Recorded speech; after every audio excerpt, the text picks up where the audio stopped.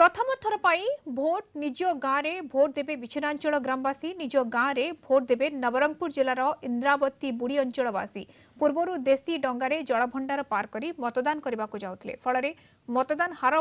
कमुला एवं 100% मतदान पर विछिन्नांचल दुईटी गाँव में दुईटी बूथ व्यवस्था करिछि जिला प्रशासन। गुरुमाईगुड़ा और टांगाणी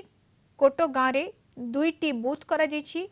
आज नवरंगपुर दुईटी पोलिंग पार्टी बूथ को जीवाई पंजीकरण कर बाहरी समस्ते इंद्रावती जलभंडार केन्दुकुड़ा घाट निकट में पहुंची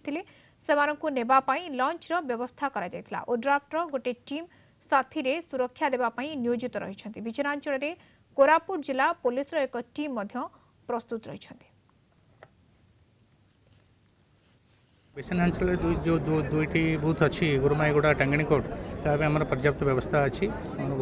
बोट गाड़ी और सेक्टर अफसर मैंने रिजर्व ईवीएम धरी प्रस्तुत अच्छा आमर चेष्टा एवं प्रकृतिर जो